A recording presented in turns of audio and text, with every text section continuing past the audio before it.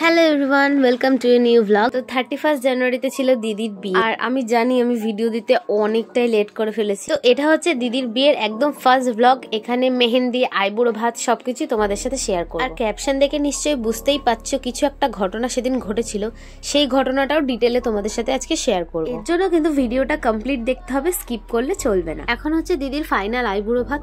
আর এখানে যে থালা সাজানোর ডেকোরেশনটা দেখছো, এটা আমি, দীপ্তিদি, কাকিমণি সবাই মিলে বসে করেছিলাম।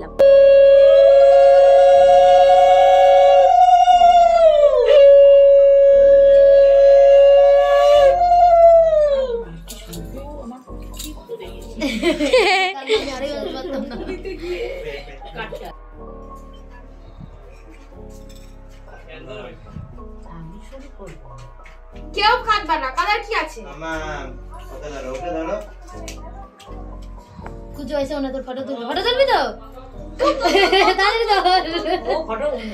ক্যামেরাম্যান, মিনি ক্যামেরাম্যান চলে এসেছে মনা, তাড়াতাড়ি তাকাবি, দেখ সব জানি। আরে দেরি হয়ে যাচ্ছে, যা খাওয়া হয়ে গেল। ওরে যা তাতে তোল।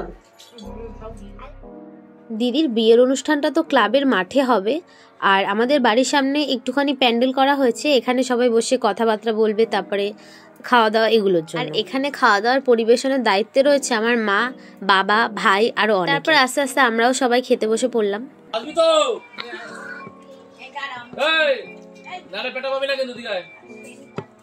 ডালে পরে কি আছে গো? দাও তো। ডালে পরে বাঁধাকপি আছে, কাটে দাও। ফুলকপি আছে, চিকেন চাপ আছে, মটন কষা আছে। বিয়ের মেনু বলে দিয়েছে। বলো তো স্টার্টটা মটন দিয়েই করি বলো। না আমি মটন খাই না, চিকেনও খাই না, বাঁধাকপি দাও। খাওয়া দাওয়ার পর আমি চলে গেছিলাম দিদিকে মেহেন্দি পরাতে। আর এর মধ্যে চলে এসেছিল শাখা চুজ করানোর জন্য। এই জন্য এখানে ওকে আমার অর্ধেক মেহেন্দি পরিয়ে ছেড়ে দিতে হয়েছিল। আর ব্রাইডাল মেহেন্দি সত্যি এতটা টাইমের ব্যাপার না, আর ধৈর্য থাকে না শেষ পর্যন্ত। আর তারপরে আমরা সবাই মিলে চলে যাই গঙ্গা নিমন্ত্রণ করতে। যেহেতু গঙ্গা আমাদের বাড়ি থেকে অনেক দূর, সেই জন্য আমরা পাড়া পুকুরেই এই নিয়মটা করতে যাই। আর সেখানেই ঘটে আসল ঘটনা।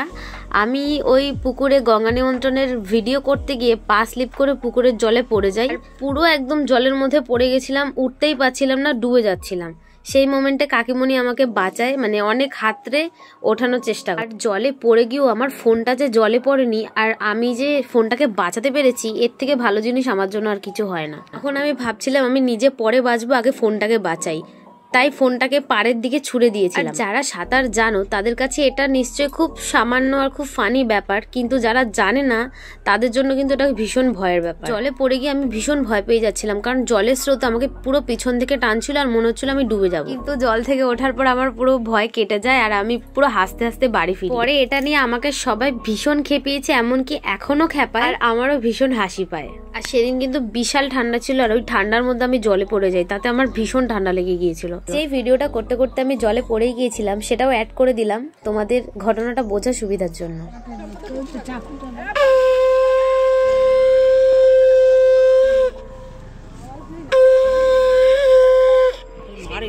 ঠোঁট কেটে যাবে।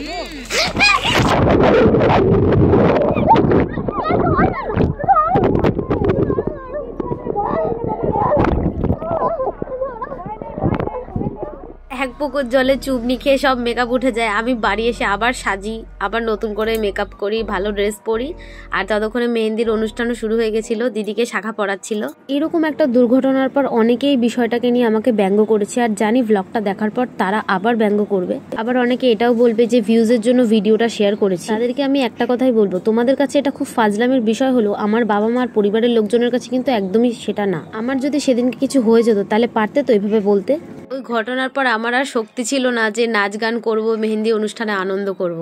সব আনন্দটাই কেমন যেন মাটি হয়ে গিয়েছিল। তো আমি দিদির বাকি মেহেন্দিটুকু কমপ্লিট করি, আর তারপরে অঝোরে বৃষ্টি হয় সারা রাত। সেই জন্য সেদিনটা আমরা এইভাবেই কাটিয়েছি, সেরকম খুব একটা আনন্দ আর করতে পারিনি।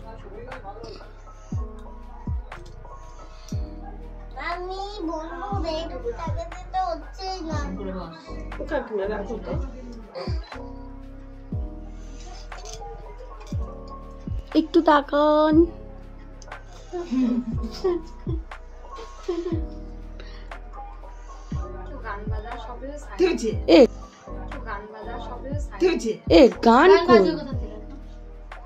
বাজে তো বাইরের গানগুলো বাজা। এ বাবু গান মেহেন্দির গান লাগা, মেহেন্দির।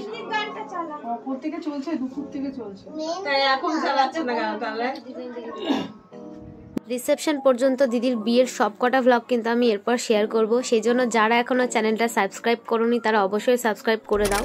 আজকের ব্লগটা যদি ভালো লেগে থাকে একটা লাইক করে কমেন্ট আর শেয়ার করতে ভুলো না। তাহলে দেখা হবে দিদির বিয়ের নেক্সট ব্লগে। আজকের জন্য টাটা।